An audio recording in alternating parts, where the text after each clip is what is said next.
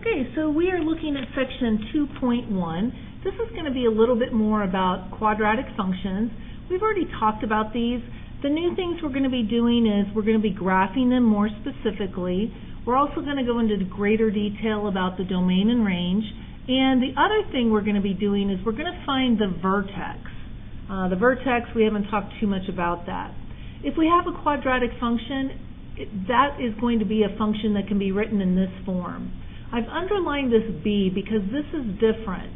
If I have this horizontal shrink or horizontal stretch value, I need to factor it out from within this parenthesis in order to be able to have this function written in vertex form. Vertex form is going to be just like these. I have them written here and here. The parabola is the U-shaped graph that we get from these quadratic functions. The vertex is going to be the lowest point of a parabola that opens up.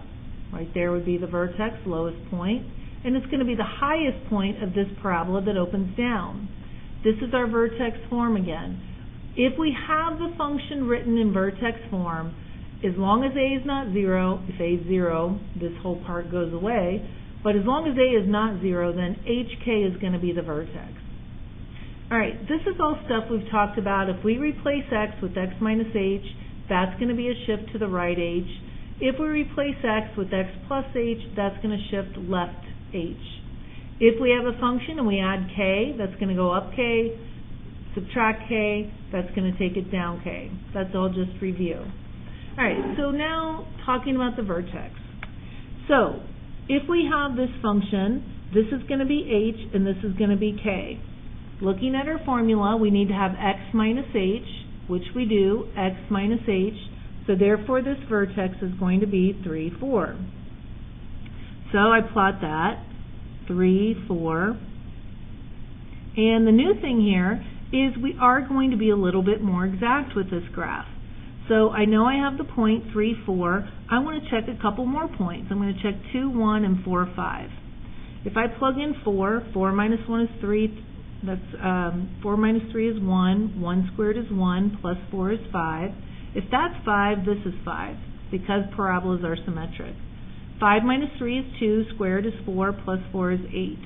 So these are what we call our 5 key points if we need to be very exact with our graphing.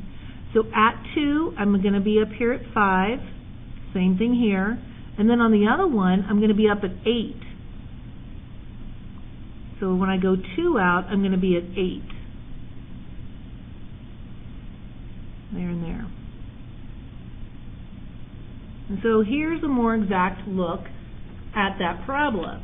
Now, let's say I'm taking a test and I'm allowed to use my calculator. I might want to check this out and make sure it's right. So I would put in x minus 3 quantity squared plus 4.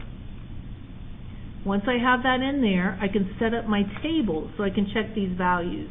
So I go to second table set.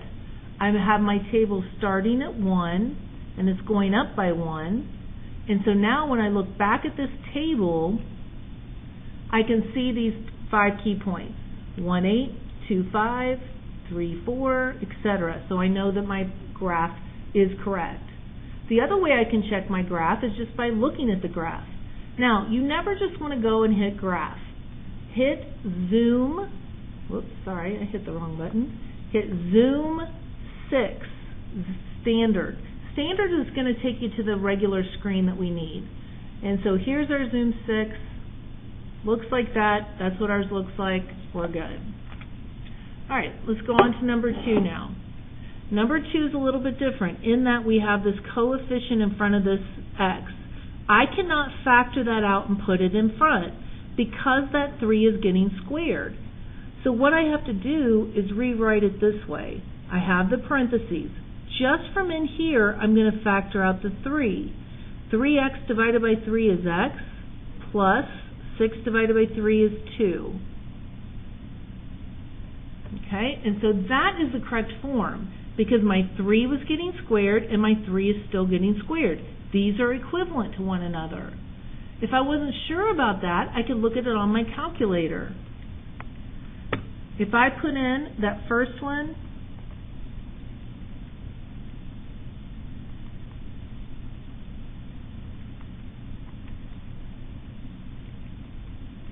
and I put in the second one,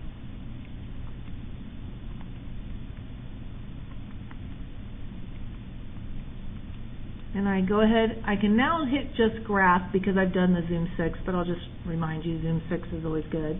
So here comes this parabola, and here comes the next parabola. Takes it a second. See how it's right over top? They are the same thing, okay? So if I want to graph this now, I know my vertex is going to be at -2, -1. That's because this is plus, so I have to use the opposite. This is a shift to the left 2, down 1. So I'm going to go to the left 2, down 1. If I had to be exact, I could make a chart, but we're not going to be so exact with this one. We're just going to get our general shape here. And I'm also going to sketch the, write down rather, the domain here. Domain for quadratics is always -infinity to infinity. The range, my first y value I come to is 4 on this one, 4 to infinity. Over here, my first y value I come to is -1 to infinity. Okay? All right. Going over to the next page. This is all review as well. If I want to reflect a function over the x-axis, I multiply it by a -1, the whole thing. If I want a reflection in the y-axis, I replace the x with a -x. However, with the quadratic, if I have a -x and I square it, that's going to become positive anyway. Think about it. If I have a parabola and I reflect it over the y-axis, don't I get the same thing back anyway? All right, a horizontal stretch and shrink.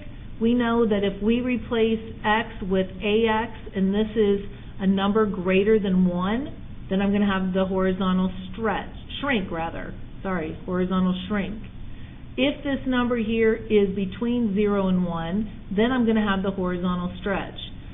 So, if I have the function, let's say just f equals x squared, and I replace it with, say, 1/2 x and then squared, what that's going to do is it's going to be a horizontal stretch of 2. If I have a function, x squared, and I replace this x with ax, and a is greater than 1, let's say 3, that is going to be a horizontal shrink of 1/3. Okay? Verticals are much easier because they go the way you think they would. A vertical stretch is whenever I multiply the whole function by something that's greater than 1. A vertical shrink is when I multiply the function by something that's in between 0 and 1. All right. Describe the transformation represented by g, then graph the function carefully. All right, so we're supposed to be more exact on this one. So, I know that my vertex then is going to be at 3, -4. And that's because I have a shift to the right 3 and down 4, and it's in vertex form for me. So, if I want to sketch the graph, 3, -4, I could make my table of values if I wanted to be very exact. Now, another way we can do this, 3, -4, just quickly doing this, plugging in 4, that's going to be 1 squared is 1, -2 minus 4 is -6, that's going to be 2 squared is 4, that's -8, -8 minus 4 is -12. Just trying to kind of get these done quickly just so you understand how you're going to plug in. So when we are at 2, we're down here at -6. And then we're down at -12 off the graph. Looks like that. All right, so we've got the vertex domain, as I said, for quadratic, so we've -infinity to infinity. The range, we're going to start down here low, that's called -infinity. We're going to work our way up, and the highest y value we have is -4, and that's included. Okay? All right, going over here now. This is the graph of f. We want to graph y. So y is going to be the same thing as f, except our f function, we're going to replace the x, like this is really like f of x to start with. We're going to replace the x with x plus 3. Well, that's going to be a shift to the left of 3. So, if I look at this vertex, it is at 3, -1. I have to take the exact same shape, shift it to the left 3. Well, now that vertex is going to be at 0, -1, and I should have the same shape. Thinking about this one, well, now I'm saying the function isn't going to change, but I'm going to go down 2. Subtract 2. When it's like that, that's going to take this function down 2. So 3 stays the same, but my -1 is going to go down to -3. And I want to have that same shape. All right, so that's how those work. Those types are usually on the ACTs, at least one of those. Okay, next one. Describe the transformations of f of x equals x squared represented by g. State the vertex, then graph the function. Doesn't say exact, so we can just do a quick sketch. Also state the domain and range in interval notation. Okay, so starting off with the vertex. If I look inside of here, there's nothing with the x. There's been no shift left or right. So my vertex is going to be at 0, but we did go up 2, so 0, 2. So I'm going to go ahead and plot that. Now I'm going to see what happens. I'm going to describe my transformations.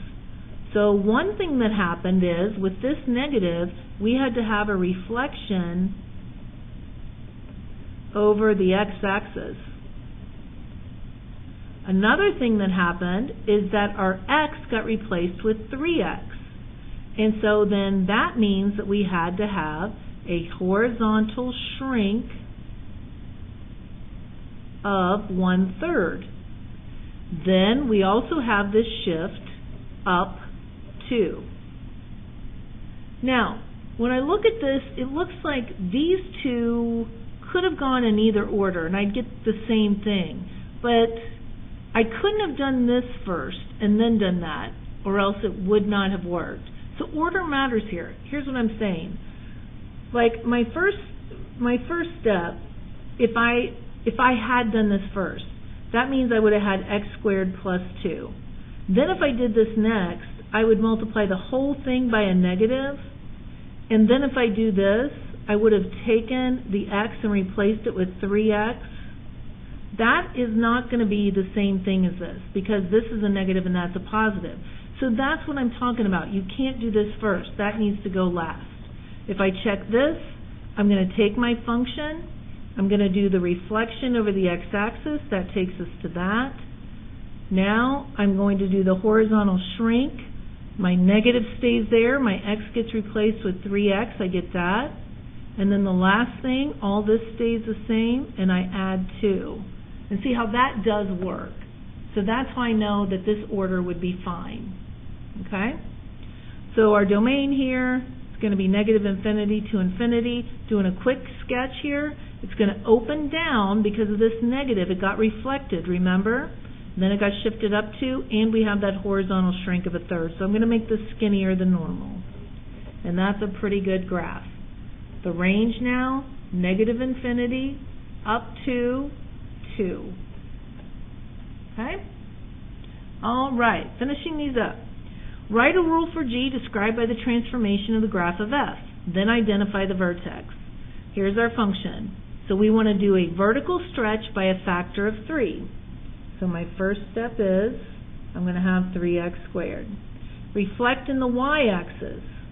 Well, that means my 3 stays the same, but this x is going to have to get replaced with -x and get squared. Well, that is really just going to be, if I do -x squared, that's just going to be the same thing as 3x squared. No sense making it look more complicated because negative squared becomes a positive. Now I'm going to do this, and this is going to be my final answer.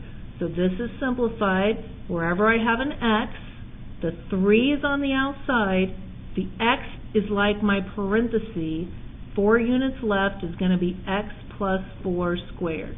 That's what the answer should be. If you have trouble with these, what you should do is try them on your own. Pause the video, try it on your own, and then see if you can get it right. You can do that on the next one if you want. Alright, but here's how it's going to go. Here's my original function. I'm going to go ahead and write that. I need a horizontal stretch by a factor of 3. So that means my 4 stays, but right here where I have that x, that's like my parenthesis. It's going to have to get replaced with 1/3 x. So I've got that, and then I have my squared minus 2. Okay, next thing, I have to go 2 units down. So now I'm going to have 4, and I have my 1/3 x squared, and then I have to go 2 units down. And then this is my last thing.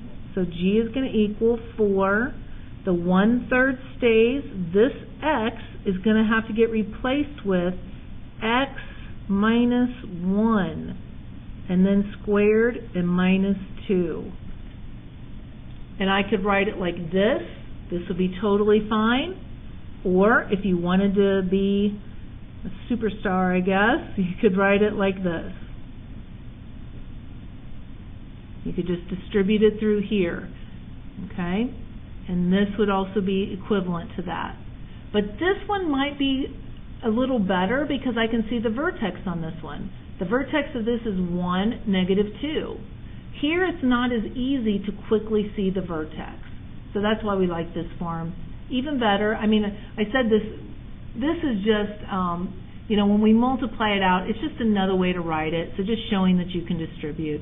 I don't know if that's any better. I would personally think that this is going to be more useful to us, really.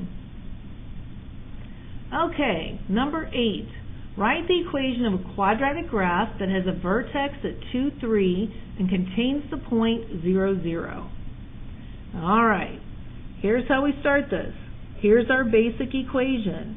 Y equals a times x minus h squared plus k. This says nothing about a horizontal shrink or a horizontal stretch. So we're not going to assume that we even have that.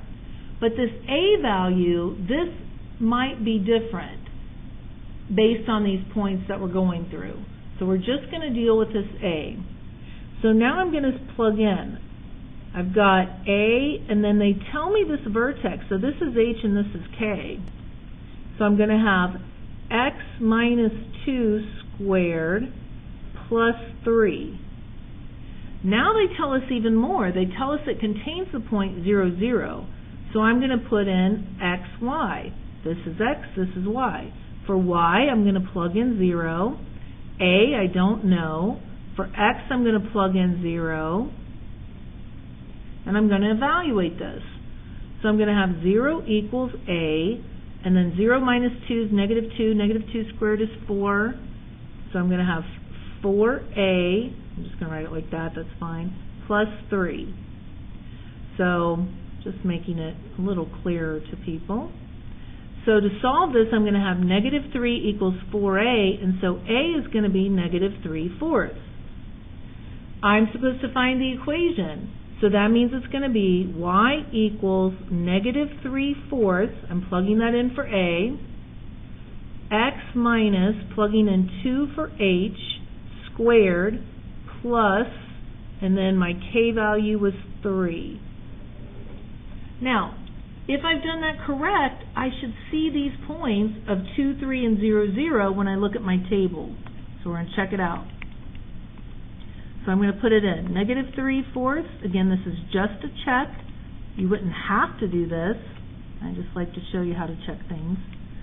So here I put in my equation into my calculator. I want to see if on the table I have those points. So I'm just going to go directly to the table and see if I can see those points. Yeah. I can just scroll up, and there's 0, 0. And then I should see the point 2, 3. Yay, we do, so we are correct. If I didn't see those points, see, here's what people think they can do. They think they don't need that -3/4. So a lot of people think, oh, I don't really need that, do I?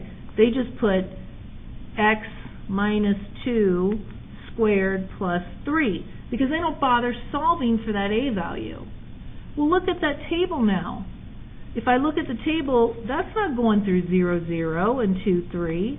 It does go through 2, 3, but it doesn't go through 0, 0. So that you can't just do that.